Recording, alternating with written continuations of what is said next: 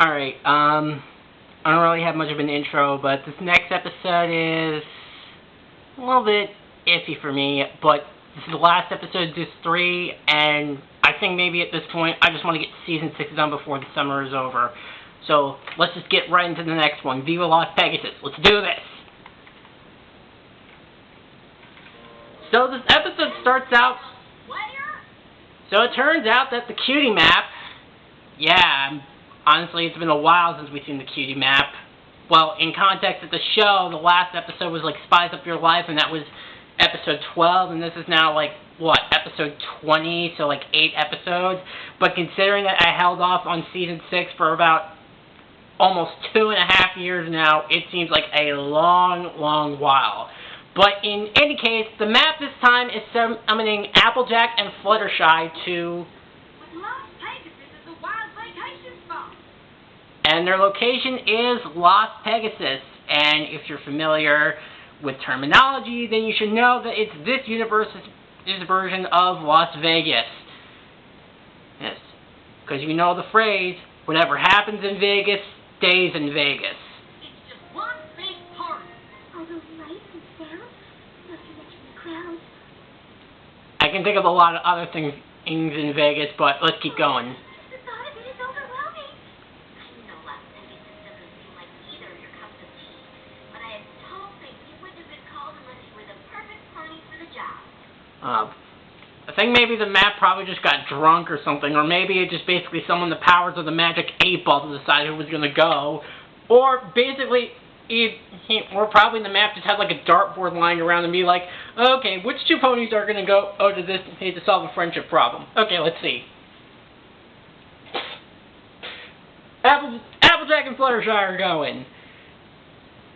But of course, because she hasn't gone on the friendship hit mission yet, Twilight is, well, actually we get this, but I'm sure she would probably be jealous. But as we do see, I will give this episode this, in that it does give this.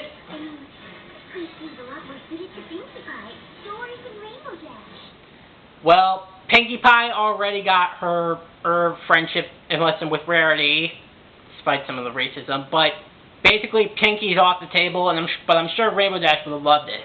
But yeah, I'll give this episode this. It actually does a great job of just putting up a certain vibe about basically what Las Pegasus is like, and that it's live and vibrant like real Vegas. So it's a lot of great world building there, so I'll give this episode that. If Twilight trusts the map, then so do I. All we have to do is solve our friendship problem and get back home. Of course, you have to mind first.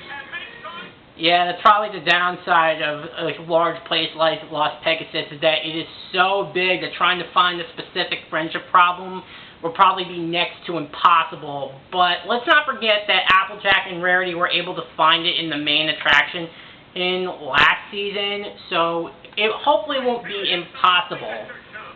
So they basically go around Las Pegasus to basically try to find what the friendship problem is. Well, it is a little embarrassing, but the crowd see the light. And we get to meet this Elvis-looking pony named Gladstone, who is essentially the owner of this establishment here in Las Pegasus. They even do the like Elvis does, and I think I just looked at Wikipedia like a few minutes ago, and apparently the design was based off of Elvis. Name of Duke. And it's a pleasure to meet actual cohorts of the Princess of Friendship. And he actually keeps tabs on the Princess of Friendship and all of her friends. So at least to know we see somebody doing their research. Thank you for coming. Thank you very much. You know who we are? I'm what you might call a friendship connoisseur. So naturally I'm familiar with the friends of the great Twilight Sparkle. Oh. So, if you're familiar with them, then how come she's never met you before? Applejack, Fluttershy, it's an honor to have you here. I'm surprised you didn't say their full title, like Applejack, the Miss Element of Harmony, and Fluttershy, the Miss Element of Kindness. I'm surprised you didn't go that far to show off his knowledge. I have to admit,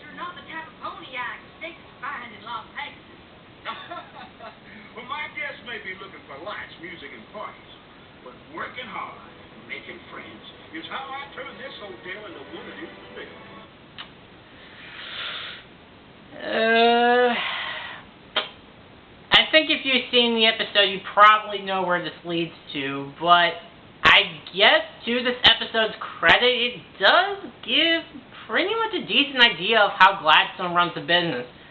Also, pausing at this moment, you'll actually find a pony to like the left side of the screen as a pony with a hairstyle that looks exactly like Pearl from Steven Universe.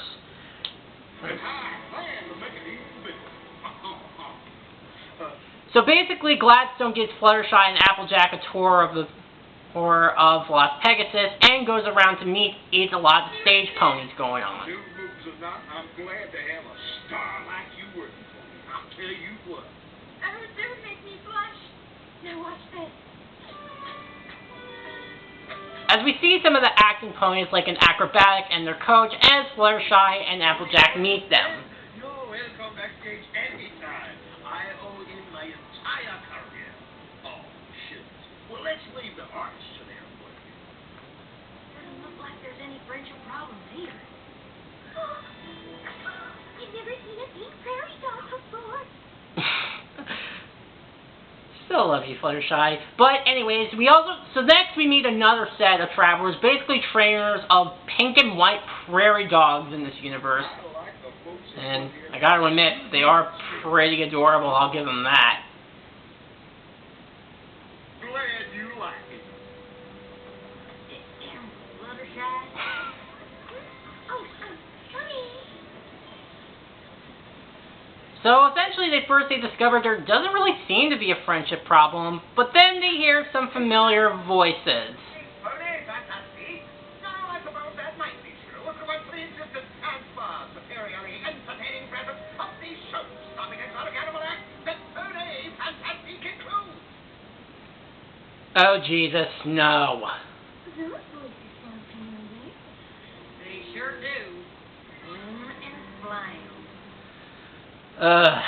God damn it. Okay. So Flim and Flam are officially back, not counting the few-second cameo of them in the Cutie Map finale last season, and because the last time that we saw them was in Leap of Faith. But, surprisingly, Flim and Flam are actually at their throats and arguing with one another. I won't even dignify that assertion with a response, except to say that if you were to consider buying your tickets from me, I might consider offering them to you at a substantial discount. I always thought you got what you paid for, and in my humble opinion, these tickets are a value at twice the price. Don't let this bright, gouging charlatan take you for a ride. Charlatan? How dare you? I think this is probably the best one. I actually like seeing Flim and Flam, and it's nice to... God, I can't even speak today because I'm exhausted. But anyways, basically, yeah, we finally get to see, Flim and Flam, despite I thought were, inseparable, are now basically arguing with each other. And it's probably because I like this part because it's Flim and Flam arguing with each other. How dare I?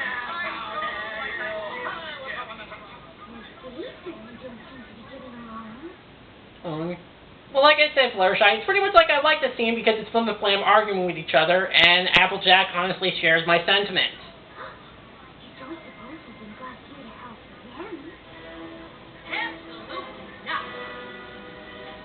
And to be fair, given how these two had tried to con on the Apple family out of their farm in Super Sweetie 6000, and almost got Granny Smith killed in Leap of Faith, I honestly don't blame Applejack for her assumption. Your issues with Flim and Flam in the past, but they're definitely having trouble, and solving a friendship problem is important, no matter who's having it. I refer you to my last two statements and why that they're one of the exceptions. Well, of course that's true. For any pony but them. And like I said, she's not wrong. I'm sorry you had to see that. I don't know why, but those two have been fighting ever since they got here. I thought giving them these jobs might help, but I guess it just made matters worse. Trust me, I know those ponies. You're better off with them apart. Two of them together will cheat the hook right out from under you. Yeah, I suppose you're right. Flam's such a show pony, and Flam has such a head for business. Why, if they ever did work together, they'd be running this place in two shakes. Speaking. I smell foreshadowing. I better get back to work. Yo, is you? So because Applejack is pretty much adamant of not wanting to help the Flim Flam brothers, Fluttershy tries to get them together, but because they pretty much now hate each other, it pretty much goes nowhere. But Applejack starts to find some commonality going on as we see that some of the performers that we saw earlier are arguing and bickering with each other. I'm improving it. You don't put a rabbit out of a hat all the trapeze.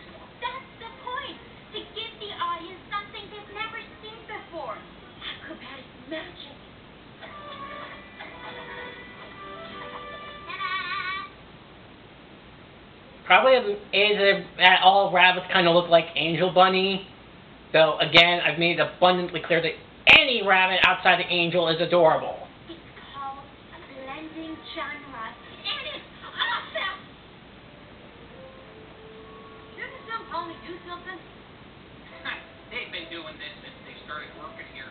Too bad, really, if they ever stopped shouting at each other. We could take the show on tour. They'd be way more successful than staying glad meetings. Huh. So there appears to be some kind of commonalities and similar to the arguing between the Flim and Flam brothers. I wonder. Well, Applejack is excited about this fact, but she discovers that the two ponies that are training the prairie dogs are also at each other's throats. We used to perform all over Equestria, but if we can't agree on a new act, we might as well stay as flatmates forever. I'm beginning to think that Gladmane is tied into this in the most subtle of ways, and this is kind of something that I'm holding off if you've seen the episode.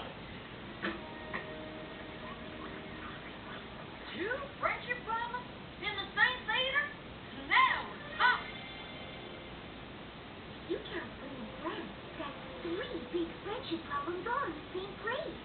Well, I don't count Flim and Flam since those two not being friends isn't a problem. Yeah, because like I said, it took me a long time to get attached to what they did in both Super Squeezy and Leap of Faith, so I don't blame Applejack for that. Gladman sounds like he's better off with them fighting. Actually, the other pony's problems seem to be good for Gladmane, too. Both the trapeze show and the animal act would be better off if they left, but every pony's so busy arguing that they can't. I don't know, but I'm starting to think we should find out. Of course. So eventually, Applejack and Fluttershy decide to get to the bottom of this and figure out what is going on between the other two arguments to figure out what's going on. Gladman wants every pony to get along. He's the nicest, most genuine pony I've ever met. Did the director put you up to this? But of course, while Applejack is talking with the ponies as they disbelieve their side of the story, Fluttershy gets connections from the animals and basically he brings the big lowdown of what's actually going on. That claims that every morning, Gladman tells the director the star wants control of the show, and every afternoon tells the star that the director wants to get rid of her. But neither is true. See, this is what happens because even though we can't connect with animals when speaking to them, their eyes, they can see everything. And when you have someone like Fluttershy communicate with animals, that's a big flaw. The flying prairinos, the pink prairie dog family, say Gladman is changing their act to make each trainer think the other is doing it. Oh, all his talk about friendship is just a load of applesauce. He's getting them all to fight with each other on purpose. But how can we get every pony to believe? So yeah, basically Gladmane is basically just a deceiving, dirty, lying bitch. At least that's what he's doing. There must be a way to trick him into telling the truth. Gee, if only there was a pony who knew how to trick a trickster. Oh yeah, and we still have to deal with them.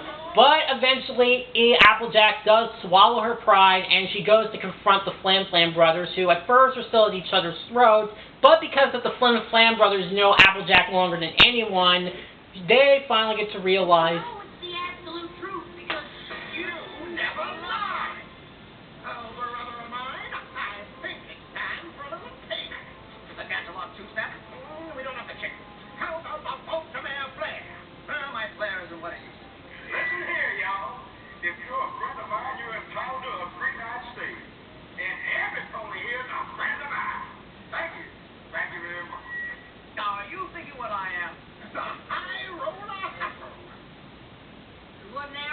I was just gonna say, hey, because it's their business ponies, I have no idea what they mean, which is kind of ironic coming from me, who is in business working, but this is kind of old-fashioned business, and I'm kind of working on modern business. So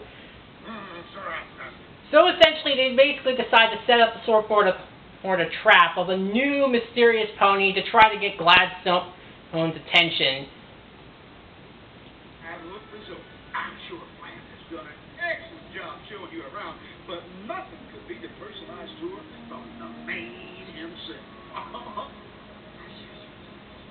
You'll have to excuse Miss Rich. She saves the energy other ponies spend talking out loud and uses it to make more money. It's kind of amazing how a lot of ponies that are rich and famous have rich in them, rich in their name. She'd love a personal tour. Say in about an hour. But of course, it's really just Fluttershy in disguise, as basically they're going to try to use a microphone to try to get Gladstone to confess, as he goes to talk to Flam, I think. Honestly, because the Flim Flam brothers have been together so much, I really have no idea of who's Flim and who's Flam. But I think I got it right. So what do you want to see me about? Actually, there's something I want you to see. The Grand Plan. Every hotel on this strip is amazing as this one, and every one of them mine.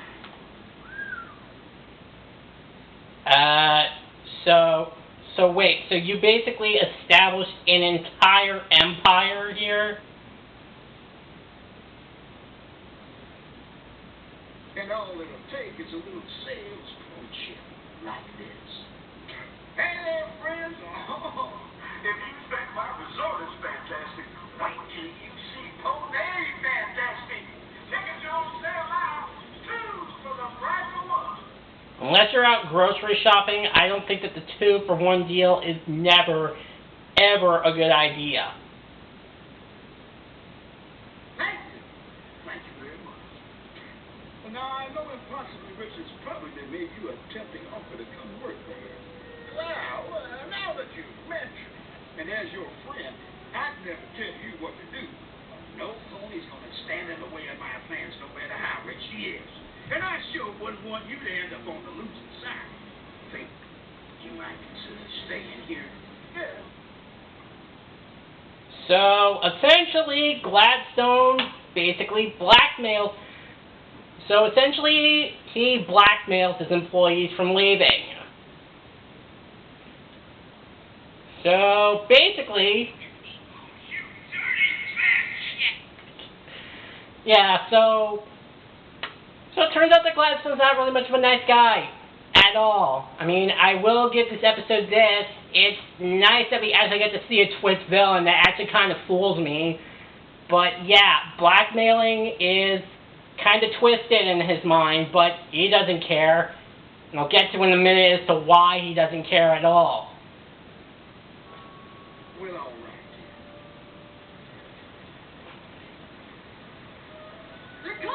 So essentially, they basically lead Gladstone towards the cage where I think Flim and Applejack have a microphone to try to get him to confess of what's going on.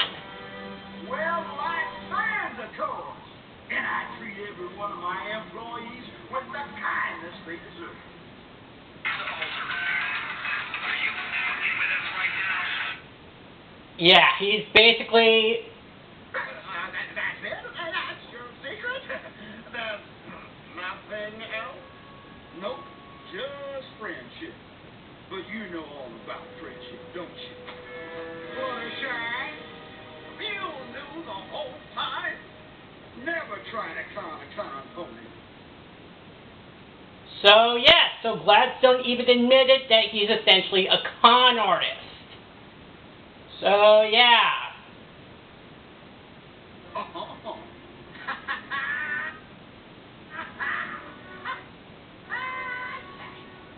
And he thinks he got away with it. Honestly, if I was in that situation, I'd pretty much call him out right then and there. Because seriously, he admitted that he was a con artist, that he's using friendship as a way to manipulate, and I I wouldn't sulk around and be like that. I'd basically call him out right then and there and say the equivalent of this. Hold on, you little bitch. You think you're in the clear just because of a little dummy? Don't be stupid. I'm not just backing you into a corner yet.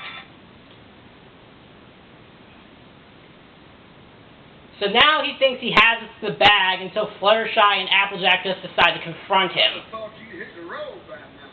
Whether we were able to fool you or not, you can't just go on keeping ponies from getting along. It's just mean. Now, maybe it is. But it's a meanness that works. Unlike your pathetic little claw. I practically invented the high roller hustle. But I suppose I should be impressed. You're the only ponies to ever figure out the secret to my success. It takes a lot of work keeping every pony fighting. But as long as I keep them convinced that I'm their only friend, all of Las Pegasus will be mine. You can't trick a confession out of a pony like me. I'm always one step ahead. So you basically boast about it. Well, you know what I have to say to that, Gladstone? This is what I have to say with your logic. You're a liar. And you're a phony. You said things to me, and you never lived up to them. I think you're spineless. And I hate that smile, and I think if I was you, I'd go to the doctor tomorrow and get that eyes fixed, so you stop doing the winking. That was tame compared to what I would have said. But of course, the downfall of Gladstone basically happens with, you've seen this 1,000 times, the guy who thinks he's one step ahead of everybody basically outrights his evil plan and is caught on microphone and is exposed. Well, you better check your hooves, because you just stepped in a confession. Oh. And I'll give this episode this, unlike Svengala, who felt like he didn't get any deeper punishment, Gladstone got exactly what he deserved. No, wait. Does that sound okay? Slim and Slam told us you'd see right through the fake rich pony thing, and that once you did, you wouldn't be able to resist gloating about them. This was all part of the plan. Oh, now, friends, listen, I can explain everything. Oh yeah? Really? You can explain everything. I cannot believe I'm actually using this jury speech, because, like I said, I've now pretty much become a huge fan of Survivor since my family and I have been watching. And getting off sidetrack here, I really don't like Lex. And especially his All-Stars jury speech to Amber and Boston Rob, I think is hypocritical in the context of All-Stars. In the context of later seasons, it's a lot worse. But I think in the context of this episode, I think it pretty much says it all. So, What kind of a friend are you, Rob? What kind of a friend were you to me? You asked me to do you a favor. Bro to bro, friend to friend. And I did the only thing I could do. And that was to answer the call of a friend in need. You repaid that by putting a knife to my back. As far as this game is concerned, because that money, you sold out your values, you sold out your character, and you sold out your friends for a stack of greenbacks. I hope it was worth it. Because that money will never be enough to buy it all back. So, way to go, Viva Las Pegasus. You made me actually like Lex's jury speech in a context that made sense. I think you've done it. And because of that, Gladstone is ruined and runs away.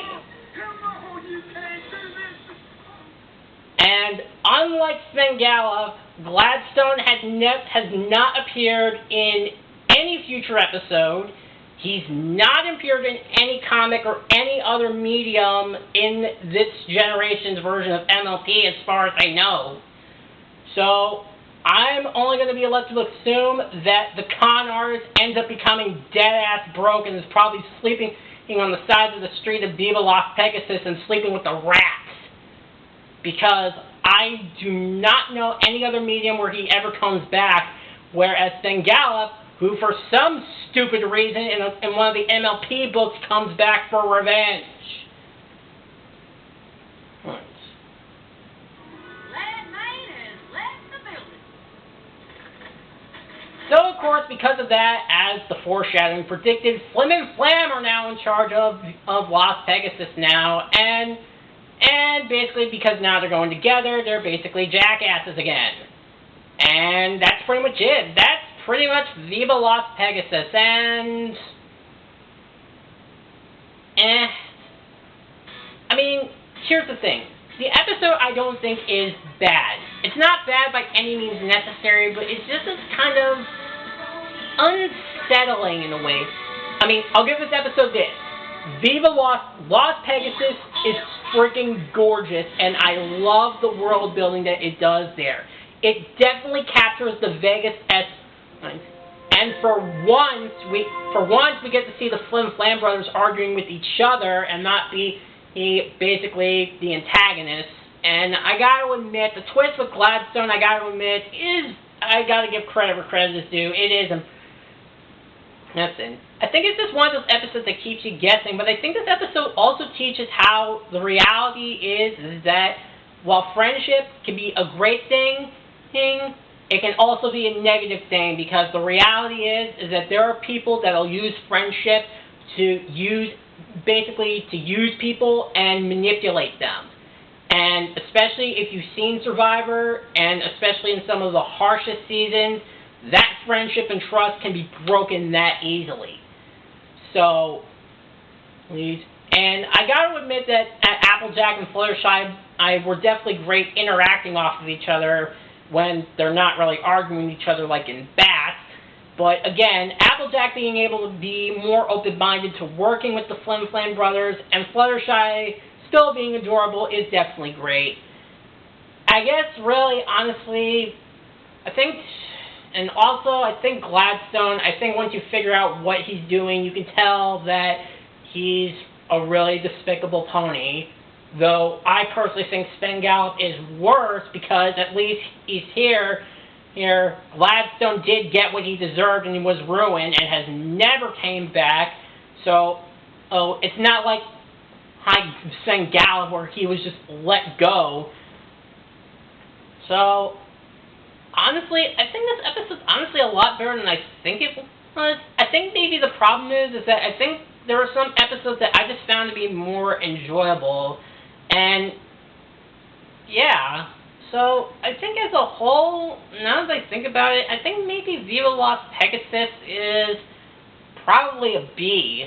I mean, if you're willing to look past the unsettlingness of this episode, then it's definitely a good episode, and I think it's definitely a good way to kind of teach kids the good things about friendship and what people you can trust, but also be wary of the people that will manipulate you with the promise of friendship, but eventually can be betrayed. So, yeah, as a whole, Viva Las Pegasus is a B. And with that, I'm finally out of Disc 3, and finally nearing the end of Season 6, since there's only one disc left. So, next time, I will see you guys in Every Little Thing She Does. Fuck! Alright. Guess I'll see you guys next time with this episode. Bye.